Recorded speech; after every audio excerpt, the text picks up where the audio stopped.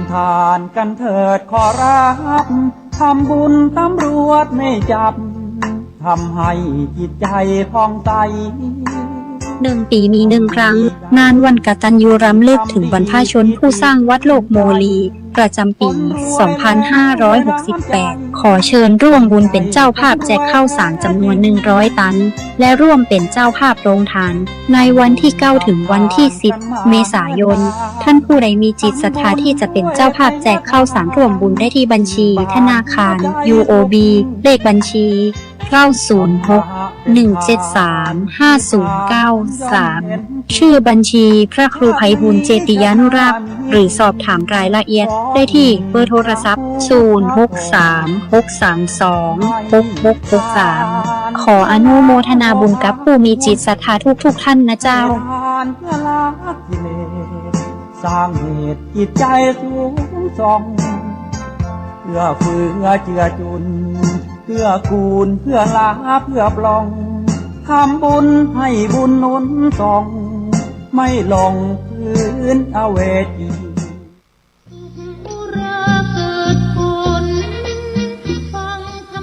ขอเรียนเชิญร่วมทำบุญเป็นเจ้าภาพทอดผ้าป่าสามัคคีเพื่อสร้างระบบน้ำเกษตรใช้ลดต้นไม้และรองรับการปรับภูมิทัศน์จัดสวนรอบๆอาคาร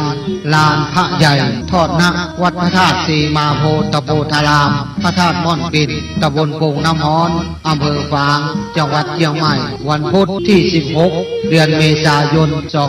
2568 เวลา 13:39 น. ร่วมบริจาคผ่านหมายเลขบัญชี 204-309-3196 ธนาคารกสิกรไทยสาขาฝางประเภทออมทรัพย์ติดต่อสอบถามได้ที่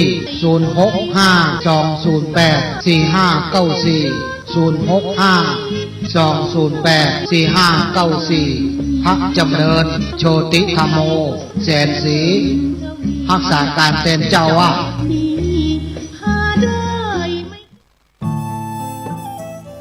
ท่านกำลังติดตามรับฟังสถานีวิทยุกระจายเสียงพระพุทธศาสนาแห่งชาติและสังคม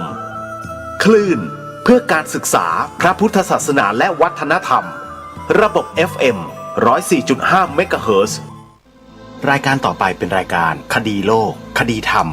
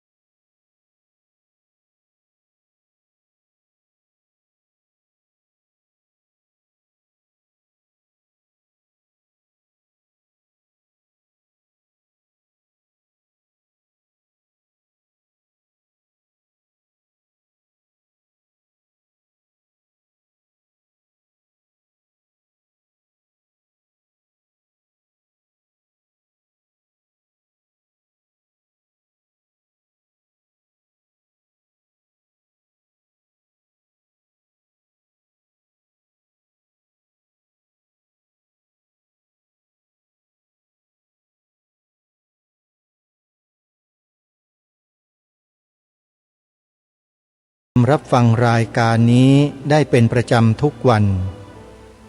แอปพลิเคชันดังกล่าวนี้รวบรวมสถานีวิทยุพระพุทธศาสนาแห่งชาติไว้ในที่เดียวกันมากถึง48สถานี48สถานีดังกล่าวเปิดธรรมะให้พวกเราได้ศึกษาเรียนรู้กัน ตลอด24ชั่วโมงใครที่ดาวน์โหลดไว้ได้สำเร็จถือว่าเป็นผู้ที่มีความโชคดีมากเพราะจะได้สดับรับฟังธรรมบรรยายจากพ่อแม่ครูบาอาจารย์มากมายหลากหลายรูปหลายท่านที่บรรดาสถานีวิทยุพระพุทธศาสนาเหล่านั้นได้คัดสรรมาเปิดให้แก่พวกเราได้สดับรับฟังกันใครที่มีโทรศัพท์มือถือระบบ Android สามารถดาวน์โหลดแอปพลิเคชันนี้ได้เลยส่วนระบบอื่นยังไม่สามารถดาวน์โหลดได้โทรศัพท์ระบบ Android นั้นจำกันง่ายๆก็คือโทรศัพท์ที่ไม่ใช่ยี่ห้อ iPhone ไม่ใช่ iPad แต่เป็นโทรศัพท์มือถือทั่วๆไปยี่ห้อของจีนของญี่ปุ่นของไต้หวันของอะไรต่างๆเหล่านี้ได้หมดยกเว้น iPhone iPad ที่ดาวน์โหลดไม่ได้นะโยมนะแต่ถ้าหากว่าท่านใดจะฟังผ่านระบบโซเชียลเน็ตเวิร์กก็สามารถพิมพ์เข้าไปในเว็บไซต์ของวัดป่าจริยธรรมวัดหนองกายวัดฝายหินวัดศรีอุดมวงศ์วัดบ้านปลาคูนวัดสามชุกวัดอารามมงคลหรือวัดอื่นๆที่มีระบบออนไลน์อยู่ในปัจจุบันได้ทั้งหมดแล้วเราก็ติดตามรับฟังเนื้อหาสาระจะได้รับประโยชน์จากการฟังอย่างมากเลยทีเดียววันนี้รายการคดีโลกคดีธรรมขอเชิญชวนศรัทธาสาธุชนสนับสนุนรายการด้วยการบริจาคผ่านบัญชีธนาคารไทยพาณิชย์สาขาบางลำพูเลขบัญชี114-214-9897โทรศัพท์หรือพร้อมเพย์หมายเลข094-662-6935งานบรรพชาสามเณรภาคฤดูร้อนยังคงจัดกิจกรรมอย่างต่อเนื่องแล้วก็มีความเข้มข้นขึ้นเรื่อยๆในระหว่างปิดเทอมญาติโยมก็ส่งบุตรหลานของท่านเข้ามาบรรพชาเป็นสามเณรในภาคฤดูร้อนเพื่อปลูกฝังศีลธรรมคุณงามความดีให้รู้หน้าที่ของตนเองเป็นลูกที่ดีของพ่อแม่เป็นหลานที่ดีของปู่ย่าตายายน้าอาเป็นศิษย์ที่ดีของครูอาจารย์เป็นอุบาสกที่ดีของพระพุทธศาสนาการเข้ามาร่วมโครงการบรรพชาสามเณรภาคฤดูร้อนเป็นประโยชน์ต่อประเทศชาติบ้านเมืองอย่างมากเพราะเด็กๆเยาวชนเหล่านี้เมื่อเขาได้ผ่านการอบรมจากโครงการดังกล่าวแล้วเขาจะได้รับความรู้ออกไปใช้ในชีวิตประจำวันของเขาพระคุณเจ้าครูบาอาจารย์ปลูกฝังแต่สิ่งที่ดีๆให้เขาทั้งสิ้นเขาสามารถนำไปใช้ในชีวิตของเขาได้เลยนี่คือการช่วยชาติประการหนึ่งก็คือการช่วยปลูกฝังให้คนมีศีลธรรมนั่นเองเมื่อคนเหล่านี้มีศีลธรรมแล้วเมื่อออกไปสู่สังคมเขาก็จะเป็นคนดีสีสังคมไม่ไปทำสิ่งไม่ดีสร้างความเดือดร้อนให้แก่สังคมประเทศชาติแน่นอนคนเหล่านี้ไม่ทำแน่นอนญาติโยมเพราะฉะนั้นขอให้ช่วยกันส่งเสริมสนับสนุนสิ่งที่พระสงฆ์ท่านพากันทำนะโยมนะเ เป็นประโยชน์ต่อชาติบ้านเมืองของเรามากๆเลยวันนี้รายการคดีโลกคดีธรรมก็จะนำเนื้อหาที่เกี่ยวกับประวัติและผลงานของพระเดชพระคุณท่านเจ้าคุณพระพิมลธรรมชอบอนุจารีมหาเถระราชบัณฑิตซึ่งเป็นพระพิมลธรรมรูปสุดท้ายของกรุงรัตนโกสินทร์ซึ่งจะไม่มีการแต่งตั้งสมณศักดิ์นี้ให้แก่พระภิกษุสงฆ์รูปใดอีกแล้วโยมเรียกว่าเก็บเข้ากรุไปเลยตำแหน่งหรือสมณศักดิ์ชั้นพระพิมลธรรมนี้จะไม่มีอีกแล้วนะรูปสุดท้ายก็คือพระเดชพระคุณท่านรูปนี้แหละเราก็ได้ศึกษาชีวประวัติของท่านมาพอสมควรแล้วพอรู้แล้วว่าท่านเป็นใครมาจากไหนเป็นลูกเต้าเหล่าหลานตระกูลใดบ้านอยู่ที่ใดผลงานของท่านสมณศักดิ์ของท่านท่านได้ทำอะไรยังไงไว้บ้างเราทราบกันแล้วในวันนี้จะนำเรื่องราวสำคัญอีกเรื่องหนึ่งซึ่งเป็นผลงานเป็นเจตนาที่ปรารถนาดีของพระเดชพระคุณท่านต้องการที่จะให้ประเทศไทยเรานั้นมีวันสำคัญทางพระพุทธศาสนานั้นครบทั้ง3 วันก่อนหน้านั้นประเทศไทยเรามีวันสำคัญทางพระพุทธศาสนาอยู่2 วันคือวันมาฆบูชากับวันวิสาขบูชาพระเดชพระคุณท่านเห็นว่าวัน2 วันดังกล่าวนั้นเป็นวันที่เกี่ยวกับพระพุทธและพระธรรมยังขาดวันพระสงฆ์อีกวันหนึ่งนั่นก็คือวันอาสาฬหบูชาเพื่อให้เกิดครบ3 รัตนะเป็นรัตนะที่มีความสำคัญครบสมบูรณ์ทั้ง3แก่ประเทศชาติบ้านเมืองพระเดชพระคุณท่านจึงได้ตั้งเรื่องนี้ขึ้นมาแล้วนำเสนอต่อคณะสังฆสภาโดยผ่านสมเด็จพระสังฆนายกเป็นวาระแรกจากนั้นคณะสังฆมนตรีก็มีมติยืนยันให้เห็นความสำคัญของวันอาสาฬหบูชาจากนั้นก็ทำการประกาศอย่างเป็นทางการแล้วหลังจากนั้นกรมการศาสนาก็นำมติของสังฆสภานี้ไปประกาศแจ้งแก่เจ้าคณะพระสังฆาธิการทั่วราชอาณาจักรให้ได้รับทราบและปฏิบัติตามจากนั้นสำนักสังฆนายกก็มีการประกาศกำหนดพิธีอาสาฬหบูชาขึ้นอย่างเป็นทางการและจากนั้นคณะรัฐมนตรีมีมติให้ประกาศระเบียบการชักธงชาติให้ชักในวันอาสาฬหบูชาและให้กำหนดวันอาสาฬหบูชาเป็นวันสำคัญของชาติอีกวันหนึ่งมาจนถึงทุกวันนี้ญาติโยมนี่คือสิ่งที่พระเดชพระคุณท่านเจ้าคุณพระพิมลธรรมชอบอนุจารีมหาเถระราชบัณฑิตท่านเป็นบุคคลที่ตั้งเรื่องนี้ขึ้นมาเป็นวาระแรกแล้วก็ดำเนินไปโดยลำดับจนกระทั่ง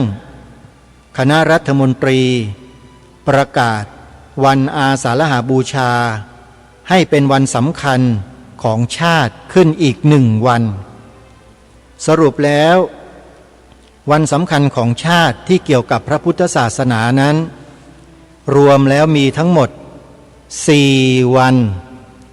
4 วันก็คือ1วันมาฆบูชา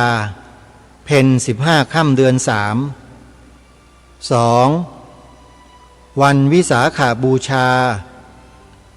เพ็ญ15 ค่ำเดือน6 3วันอาสาฬหบูชาเพ็ญ15 ค่ำเดือน8และวันเข้าพรรษา แรม1 ค่ำเดือน 8เป็นวันสำคัญของชาติทั้ง4 วันแล้วเดี๋ยวเราจะมาปรารภในช่วงท้ายกันว่าวันสำคัญทั้ง4 วันนี้บ่งบอกให้เรารู้ให้เราเห็นให้เราทราบถึงอะไรของชาติบ้านเมืองของเรานี้เดี๋ยวไว้สรุปในช่วงท้ายกันในเบื้องต้นนี้ก็จะขอนำสำเนาทางราชการทั้งหมดที่ได้นำมาตีพิมพ์ไว้ในหนังสือ100 ปีชาตการของพระเดชพระคุณท่านเจ้าคุณพระพิมลธรรมชอบอนุจารีมหาเถรราชบัณฑิตมาอ่านให้พวกเราได้สดับรับฟังเพื่อศึกษาเรียนรู้ความเป็นมาไปด้วยกันเรื่องจรวัดมหาธาตุ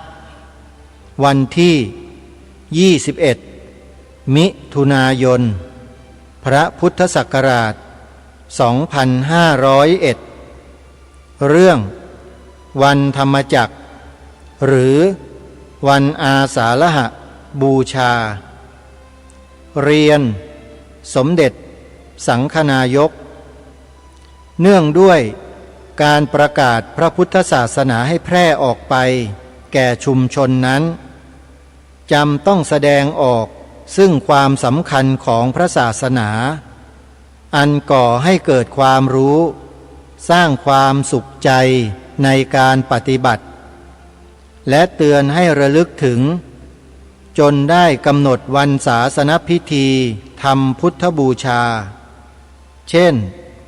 วันวิสาขบูชาและวันมาฆบูชาและทำวงตราธรรมจักรขึ้นเป็นสัญญลักษณ์ประกาศสาระและเกียรติของพระพุทธศาสนาให้ทั่วสังฆมณฑลฉะนั้นเพื่อส่งเสริมเพิ่มพูนงานเผยแผ่พระพุทธศาสนาในส่วนนี้ขอเสนอให้เพิ่มศาสนพิธีทำพุทธบูชาขึ้นวันหนึ่งคือวันธรรมจักรหรือวันอาสาฬหบูชากำหนดให้ทำวันบูชาในวันเพ็ญเดือน 8อาสาฬหมาสด้วยเป็นวันนิยมคล้ายวันที่พระบรมศาสดาทรงแสดงธรรมจักรกัปปวัตนสูตรให้ทำพิธีคล้ายวันวิสาขบูชาประกาศเกียรติแห่งธรรมจักรอันประเสริฐที่ชาวพุทธได้รับไว้ในฐานะที่เป็นธรรมทายาททั่วกันซึ่งมั่นใจว่าจะเป็นงานส่งเสริมพระพุทธศาสนาเป็นอย่างยิ่งการจะควรมิควรประการใดแล้วแต่จะโปรดเกล้าพระธรรมโกษาจารย์สังฆมนตรีช่วยว่าการองค์การศึกษานี่คือหนังสือฉบับแรกที่พระเดชพระคุณท่านเจ้าคุณพระธรรมโกษาจารย์ในสมัยนั้นก็คือหลวงพ่อพระพิมลธรรมชอบอนุจารีมหาเถรราชบัณฑิตทำถึงสังฆนายกเมื่อทำหนังสือถึงสังฆนายกแล้วองค์สังฆนายกท่านได้รับทราบจากนั้นกรมการศาสนากระทรวงวัฒนธรรมได้ทำหนังสือขึ้นมาเพื่อยืนยันมติคณะสังฆมนตรีอย่างเป็นทางการดังนี้หนังสือสำเนาที่4268/2501กรมการศาสนากระทรวงวัฒนธรรม8มิถุนายนพระพุทธศักราช 2501 เรื่องยืนยันมติคณะสังฆมนตรีนมัสการสังฆมนตรีช่วยว่าการองค์การศึกษาตามที่พระคุณเจ้าเสนอให้เพิ่มวันสำคัญทางพระพุทธศาสนาคือวันธรรมจักรหรือวันอาสาฬหบูชาเพิ่มขึ้นอีกวันหนึ่ง ในที่ประชุมคณะสังฆมนตรีครั้งที่ 11/2501 เมื่อวันที่ 21 มิถุนายน พระพุทธศักราช 2501 นั้นคณะสังฆมนตรีลงมติรับหลักการและมอบให้พระคุณเจ้าร่างโครงการเสนอคณะสังฆมนตรีเพื่อพิจารณาในคราวต่อไปจึงขอนมัสการยืนยันมาเพื่อโปรดดำเนินการตามมติคณะสังฆมนตรีขอนมัสการด้วยความเคารพอย่างยิ่งนายฟุ้งศรีวิจารณ์อธิบดีกรมการศาสนากรมการศาสนาได้ทราบและรับมติของคณะสังฆมนตรีมาแล้วก็ได้ทำหนังสือตอบกลับไปยังพระเดชพระคุณหลวงพ่อในฐานะสังฆมนตรีช่วยว่าการวงการศึกษาให้ได้รับทราบและดำเนินการตามดังกล่าวพระเดชพระคุณหลวงพ่อก็ไปทำโครงการเพื่อเสนอต่อคณะสังฆมนตรีอีกครั้งหนึ่งญาติโยมทีนี้มาดูประกาศของคณะสงฆ์หลังจาก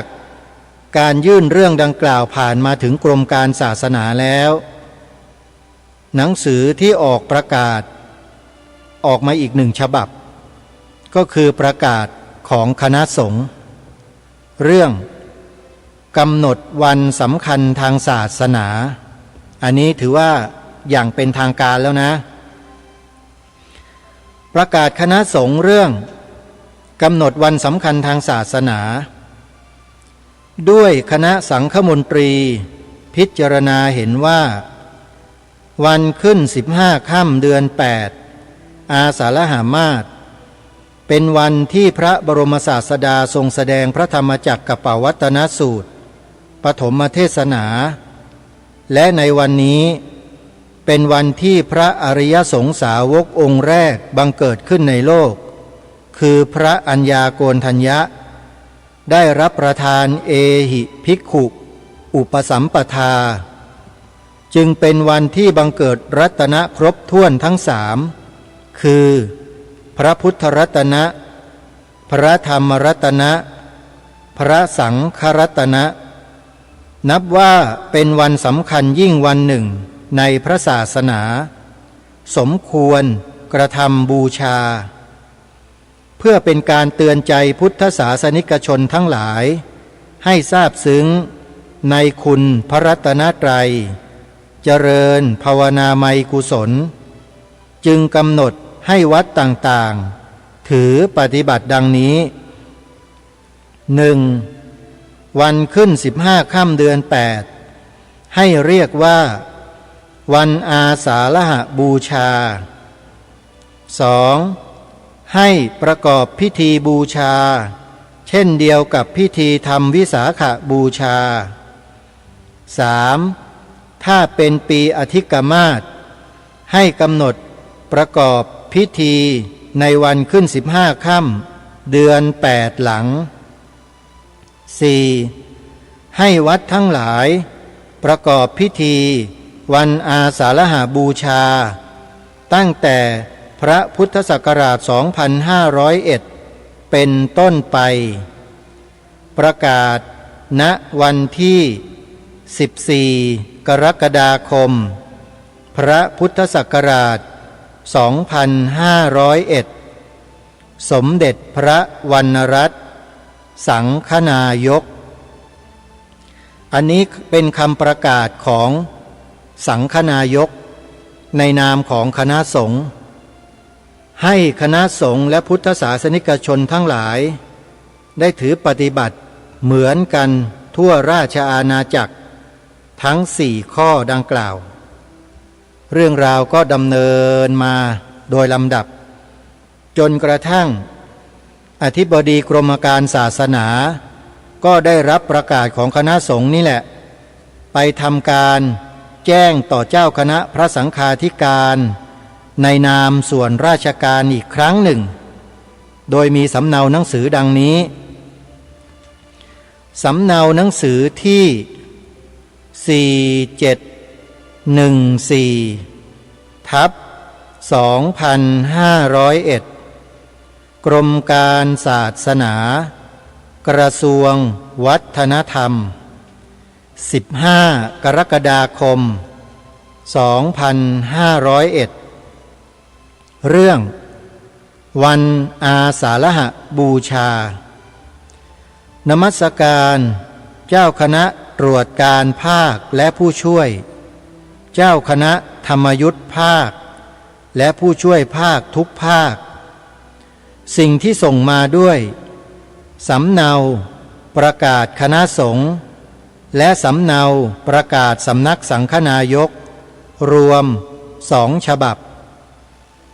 ด้วยคณะสังฆมนตรีลงมติให้กำหนดวันเพ็ญเดือน8เป็นวันสำคัญทางศาสนาเพิ่มขึ้นอีกวันหนึ่งให้เรียกว่าวันอาสาฬหบูชาและให้ประกอบพิธีคล้ายวันวิสาขบูชาปรากฏตามประกาศคณะสงฆ์และประกาศสำนักสังฆนายกซึ่งได้คัดสำเนาถวายมาพร้อมกับหนังสือนี้ด้วยแล้วกรมการศาสนาได้แจ้งให้เจ้าคณะจังหวัดเจ้าคณะธรรมยุทธจังหวัดทุกจังหวัดแจ้งแก่วัดทั้งหลายในจังหวัดนั้นๆให้ถือเป็นหลักปฏิบัติต่อไปแล้วจึงนมัสการมาเพื่อทราบขอนมัสการด้วยความเคารพอย่างสูงนายฟุ้ง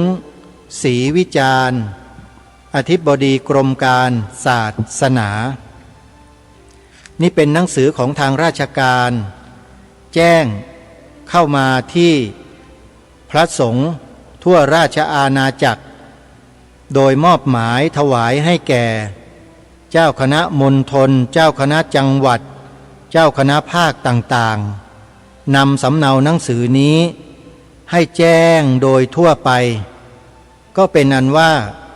พระสงฆ์ทั่วราชอาณาจักรรับทราบโดยทั่วกันตั้งแต่วันที่15กรกฎาคม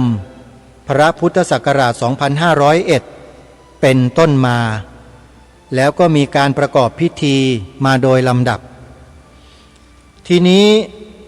มาดูประกาศของสำนักสังฆนายกที่เป็นรายละเอียดถึงการดำเนินการบูชาประกอบพิธีต่างๆในวันอาสาฬหบูชาว่าท่านได้ประกาศกำหนดพิธีอาสาฬหบูชาไว้อย่างไรบ้างประกาศสำนักสังฆนายกกำหนดพิธีอาสาฬหบูชาเมื่อนับถอยหลังขึ้นไปก่อนพุทธศักราช45ปีนั้นเป็นปีที่พระบรมศาสดาสัมมาสัมพุทธเจ้าตรัสรู้พระอนุตตรสัมมาสัมโพธิญาณในวันวิสาขปุณณมีต่อมาอีก2 เดือนเต็มก็ถึงวันอาสาฬหปุณณมีดิถีพระจันทร์เพ็ญเสวยอาสาฬหฤกษ์คือวันขึ้น15ค่ำกลางเดือน8วันนี้แหละเป็นวันสำคัญวันหนึ่งในทางพระพุทธศาสนา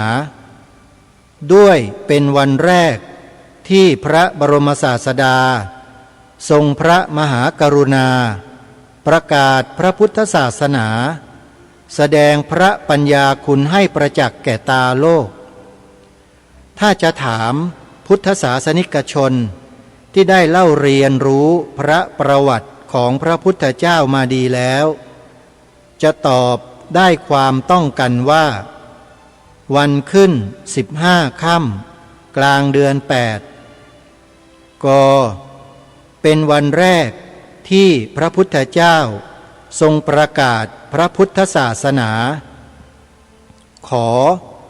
เป็นวันแรกที่พระบรมศาสดาทรงแสดงพระธรรมจักร ประกาศสัจธรรมอันเป็นองค์แห่งพระสัมมาสัมโพธิญาณคเป็นวันที่พระอริยสงสาวกองค์แรกบังเกิดขึ้นในโลกคือพระอัญญาโกณฑัญญะได้รับประทานเอหิภิกขุอุปสัมปทาในวันนั้นงเป็นวันแรกที่บังเกิดพระสังฆรัตนะสมบูรณ์เป็นพระรัตนตรัยคือพระพุทธรัตนะพระธรรมรัตนะพระสังฆรัตนะอาศัยปรากฏการณ์อันเป็นมหามงคลดังกล่าวแล้วคณะสังฆมนตรีจึงมีมติเป็นเอกฉันท์ว่าเป็นการพิเศษควรแก่การประชุมทำพิธีบูชาพระสัมมาสัมพุทธเจ้าประกาศพระเกียรติคุณและเทิดทูนพระคุณสมบัติให้สมกับที่พระองค์ทรงเป็นศาสดาของเทวดา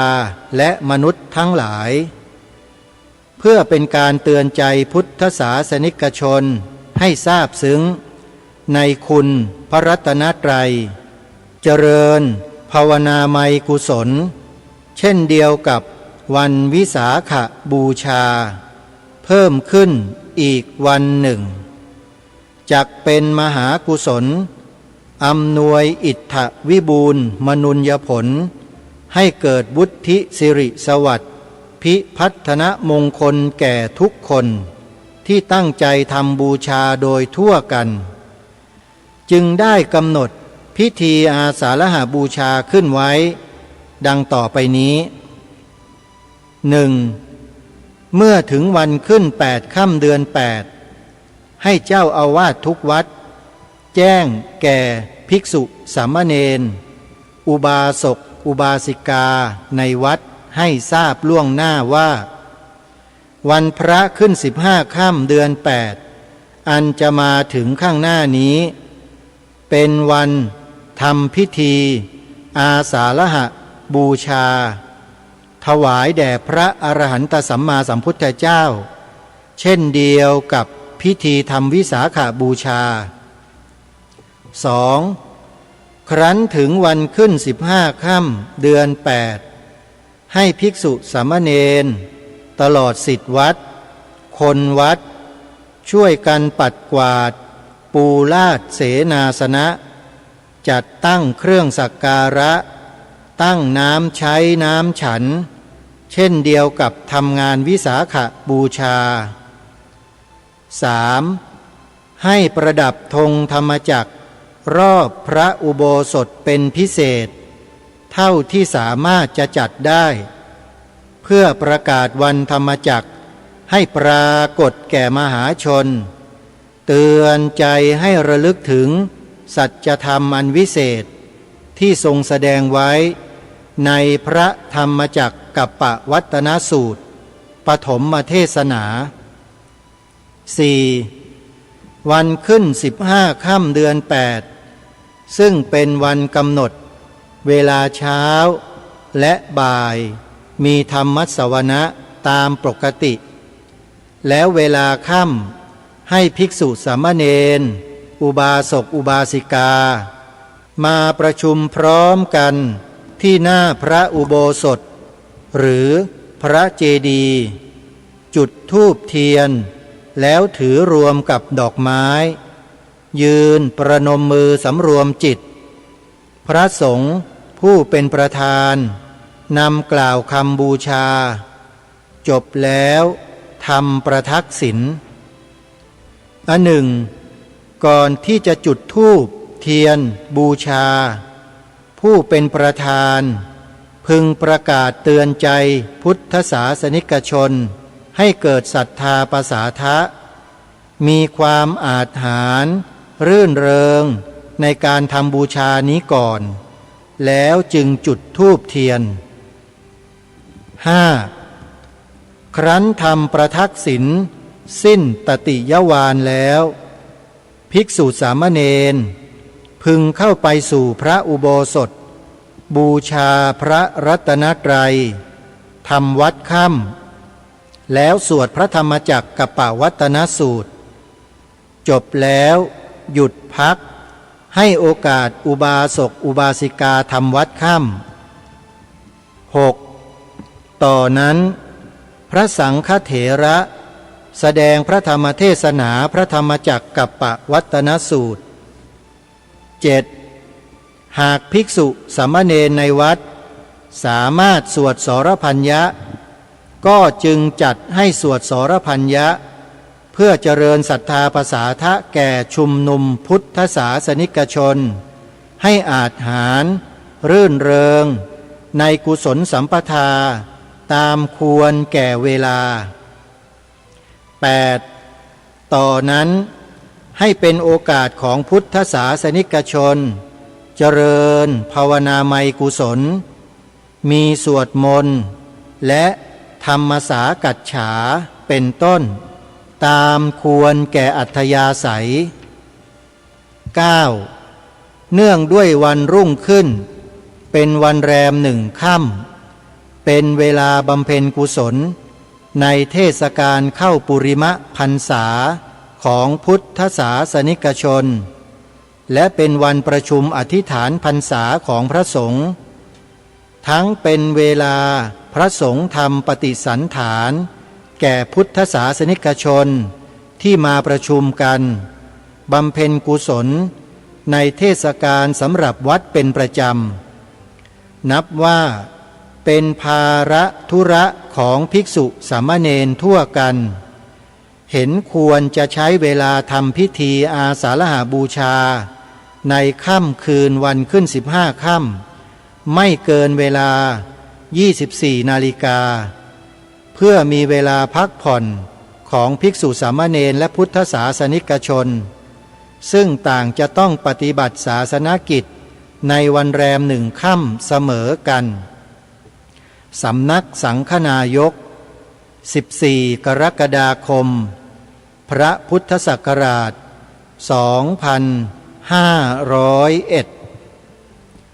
แล้วนี่ก็เป็นประกาศของสำนักสังฆนายกซึ่งในสมัยนั้นเป็นองค์การปกครองคณะสงฆ์สูงสุดที่ทำการบริหารงานกิจการคณะสงฆ์ภายใต้พระราชบัญญัติคณะสงฆ์ฉบับปีพระพุทธศักราช 2484 ญาติโยมจะสังเกตเห็นอันหนึ่งว่างานของคณะสงฆ์ภายใต้พระราชบัญญัติคณะสงฆ์ฉบับปีพระพุทธศักราช 2484 นั้นจะมีความมั่นคงเหนียวแน่นมีคุณภาพในการบริหารจัดการคณะสงฆ์เป็นอย่างดีเยี่ยมมากๆเลยแล้วที่น่าสนใจประการหนึ่งก็คือว่าส่วนราชการโดยเฉพาะกรมการศาสนากระทรวงวัฒนธรรมในสมัยนั้นจะรับเรื่องไปประกาศไปแจ้งไปบอกกับคณะสงฆ์ผู้ปกครองสงฆ์และประชาชนโดยทั่วไปให้รับรู้รับทราบถึงมติของคณะสังฆมนตรีที่ออกมานั้นอย่างรวดเร็วเร่งด่วนมากๆเรียกว่าส่วนราชการนั้นให้ความสำคัญกับเรื่องที่คณะสงฆ์ท่านออกมติมาอย่างดีเยี่ยมเลยทีเดียวนี่คือสิ่งที่เป็นไปในสมัยนั้นท่านผู้ฟังเราพอมองเห็นภาพกันชัดเจนและไม่ใช่แค่นั้นท่านผู้ฟังสำเนาเอกสารต่อไปนี้เนี่ยเป็นสำเนาเอกสารที่มีความสำคัญระดับชาติเลยทีเดียวเพราะเป็นประกาศของสำนักคณะรัฐมนตรีนั่นก็คือรัฐบาลบริหารชาติบ้านเมืองนำเรื่องนี้ไปประกาศด้วยประกาศยังไงเดี๋ยวเราลองมาฟังกันดูนะประกาศสำนักคณะรัฐมนตรีเรื่องระเบียบการชักธงชาติในวงเล็บฉบับที่6วงเล็บปิดพระพุทธศักราช 2501 ตามประกาศสำนักนายกรัฐมนตรีลงวันที่ 28 สิงหาคม พระพุทธศักราช 2495 แก้ไขความในข้อ 8 แห่งประกาศสำนักนายกรัฐมนตรี เรื่องระเบียบการชักธงชาติพระพุทธศักราช 2498 นั้น บัดนี้คณะรัฐมนตรีได้ประชุมปรึกษาลงมติให้ถือวันอาสาฬหบูชาเป็นวันสำคัญของทางราชการและให้ชักธงชาติในวันดังกล่าวฉะนั้นจึงให้แก้ไขความในข้อ 8 แห่งประกาศสำนักนายกรัฐมนตรีเรื่องระเบียบการชักธงชาติพระพุทธศักราช 2488 เสียใหม่ดังนี้ข้อ 8 การชักและประดับธงชาติณอาคารและยานพาหนะจะทำได้ในวันพิธีต่างๆดังต่อไปนี้วงเล็บกวันขึ้นปีใหม่วันที่31 ธันวาคมและวันที่1-2 มกราคม3 วันวงเล็บขอไข่วันมาฆบูชา2 วันวงเล็บคอควายวันจักรีวันที่6 เมษายน1 วันวงเล็บงองูวันสงกรานต์วันที่13 14 และ15 เมษายน3 วันวงเล็บจอจานวันฉัตรมงคล1 วันวงเล็บฉอชิงวันพืชมงคล1 วัน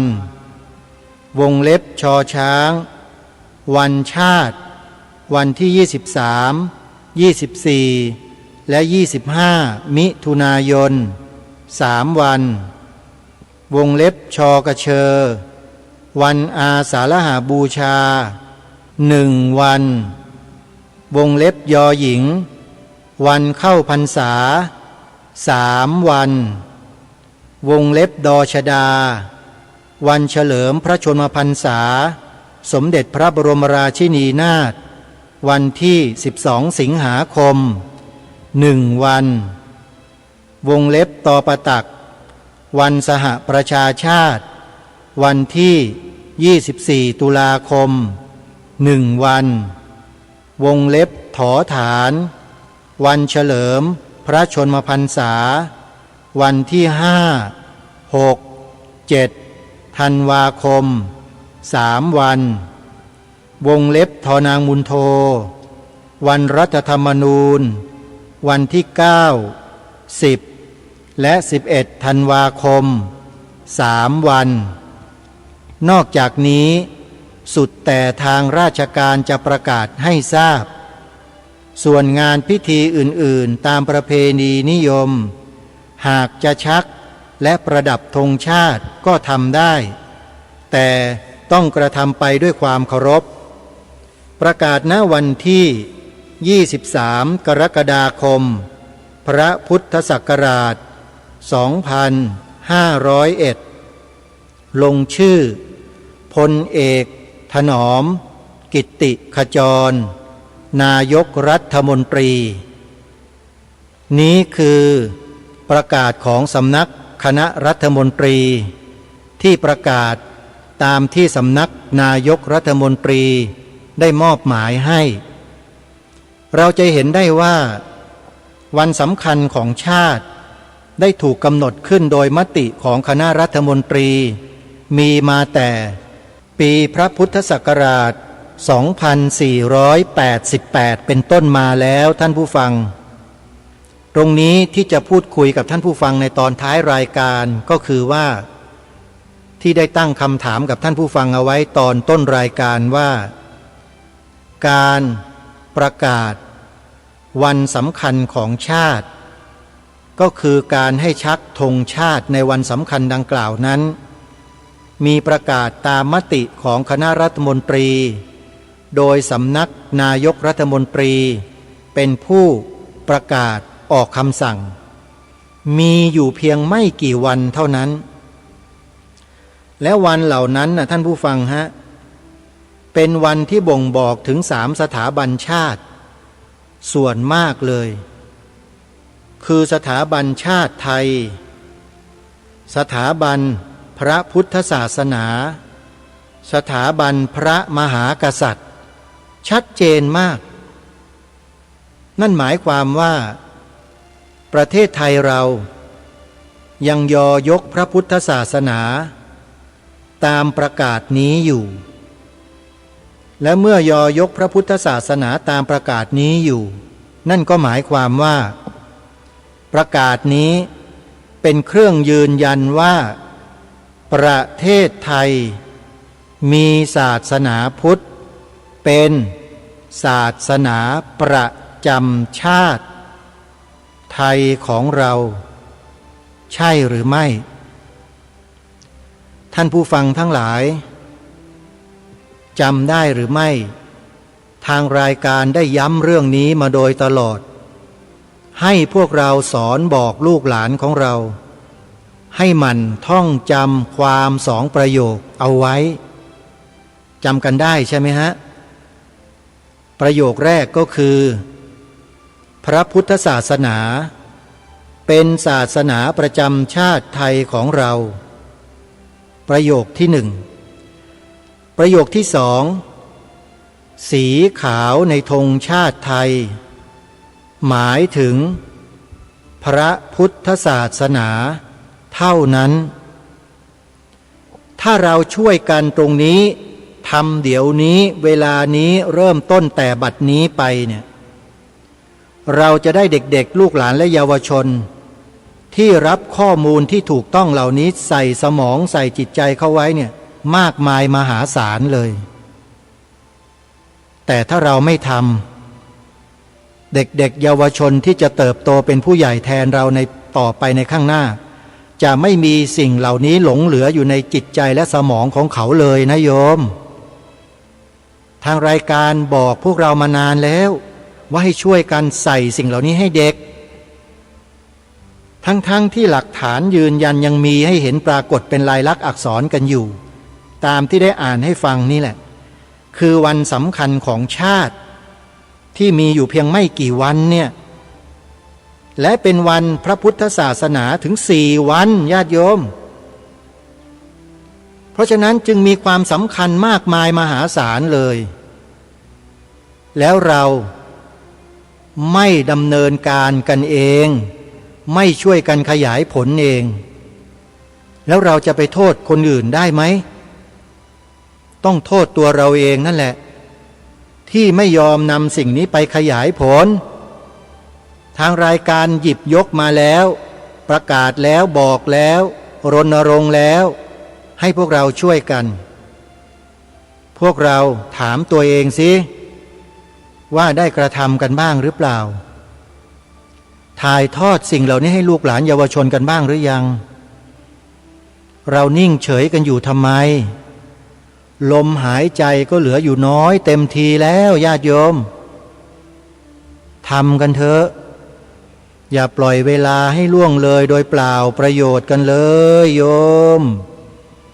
โดยเฉพาะพระสงฆ์เราครับสำคัญที่สุดเลยคือพระสงฆ์เราเนี่ยผมไม่ได้พูดถึงพระสงฆ์เท่าไหร่นะเพราะถือว่าท่านเนี่ยท่านเป็นผู้นำอยู่แล้วไงผมไม่ต้องบอกท่านก็ต้องทำแต่ทีนี้ถ้าท่านไม่ทำผมก็ต้องย้ำต้องบอกอยู่อย่างนี้แหละครับว่ารีบทำเร่งทำเถอะไมโครโฟนอยู่ที่ท่านสถานีวิทยุของท่านเวลารายการที่ท่านได้นี่แหละครับจะทำให้สิ่งเหล่านี้ไปฝังอยู่ในใจของคนไทยจำนวนมหาศาลเลยขอให้ทำเถอะอย่ารอช้ากันเลยนะครับพระเดชพระคุณหลวงพ่อเจ้าคุณพระพิมลธรรมชอบอนุจารีมหาเถระราชบัณฑิตพระเถระผู้ใหญ่ในสมัยนั้นท่านได้ทำเป็นแบบอย่างไว้ให้แก่เราแล้วปูพื้นฐานเหล่านี้ไว้ให้พวกเราดีแล้วองค์บุรพมหากษัตริย์พระบาทสมเด็จพระพุทธเลิศล่านภาลัย พระบาทสมเด็จพระจอมเกล้าเจ้าอยู่หัวก็ทรงปักหลักพระพุทธศาสนาลงบนผืนแผ่นดินด้วยการที่พระองค์ทรงยกฟื้นวิธีบูชาวันวิสาขะและมาฆะให้แก่พวกเราไว้แล้วพวกเราทำอะไรกันอยู่ทำไมไม่ช่วยกันประกาศสิ่งเหล่านี้ของพระองค์ที่พระราชทานไว้ให้เราเล่าพระคุณเจ้าพระคณะพระสาขาธิการทั่วประเทศพวกเราทำอะไรกันอยู่ล่ะครับทำไมไม่ให้ความสำคัญกับเรื่องนี้ล่ะครับช่วยกันยกพระพุทธศาสนาให้เป็นรูปธรรมปรากฏให้ชัดเจนเถอะครับก่อนที่จะสายเกินไปทำนะฮะเชื่อเถอะไม่มีความผิดและถูกต้องทุกประการแล้วก็ไม่มีใครกล้าโต้แย้งด้วยนอกจากหรือยกเว้นพวกโจรเท่านั้นที่จะโต้แย้งสิ่งเหล่านี้ของชาติบ้านเมืองของเราเชื่อผมสิพวกเรานั่นแหละไม่กล้าทำกันเองอาศัยความกล้าหน่อยเถอะครูบาอาจารย์ครับเวลามันผ่านไปเนี่ยมันหมดไปนะครับมันไม่กลับมานะครับเวลาเนี่ยผมถึงทำได้ทุกวันเนี่ยไม่ให้ขาดเลยพยายามทำให้ได้มากที่สุดบอกเตือนรณรงค์กระตุ้นเนี่ยวันนี้ผมก็มากระตุ้นอีกครั้งหนึ่งจนกระทั่งเวลามันเลยไปแล้วนี่ยังไงก็ขอฝากครูบาอาจารย์นะครับเรื่องนี้เรื่องสำคัญนำรายการวันนี้ครับไปฟังซ้ำๆและจดบันทึกไว้รายละเอียดวันเดือนปีการออกประกาศการอะไรต่างๆของคณะสังฆมนตรีของสังฆนายกของคณะของกรมการศาสนาของประกาศคณะรัฐมนตรีอะไรต่างๆเหล่านี้ครับจดบันทึกไปบอกลูกบอกหลานเป็นหลักฐานยืนยันไว้เลยนะครับตรงนี้ถ้าใครต้องการรายละเอียดมากกว่านี้นะฮะโทรศัพท์มาคุยกับผม094-662-6935เดี๋ยวผมจะถ่ายสำเนาส่งไปให้ถ้าใครต้องการนะครับเอาละวันนี้เวลาของรายการหมดลงแล้วท่านผู้ฟังต้องขอสมมุติยุติรายการไว้แต่เพียงเท่านี้พบกับรายการได้ใหม่ในวันต่อไปขอความสุขความสวัสดีในธรรมแห่งองค์สมเด็จพระบรมศาสดาสัมมาสัมพุทธเจ้าจงปรากฏเกิดมีขึ้นในจิตใจของท่านผู้ฟังทุกท่านทุกคนเทินขอเจริญพรกล้าคิดก็ต้องกล้าทำอย่ากลัวถ้าทำความดีเร่งศึกษาปัญหาให้ทันท่วงทีเมืองไทยจะพัฒนากว่านี้รายการดีๆคดีโลกคดีธรรมขอรำพันบรรยายความคิดเครื่องไม้แห่งสีทั้งสามงามถนัดขาวคือบริสุทธิ์สีสวัสดิ์หมายพระไตรรัตน์และธรรมะคุ้มจิตไทยแดงคือโลหิตเราใสซึ่งยอมสละได้เพื่อรักษาชาติศาสนาน้ำเงินคือสีโสภาอันจอมประชาถ้าโปรดเป็นของส่วนองค์จัดริ้วเข้าเป็นไตรรงค์จึงเป็นสีธงที่รักแห่งเราชาวไทยทหารอวตารนำไปยงยุทธวิชัยวิชิตก็ชูเกียรติสยาม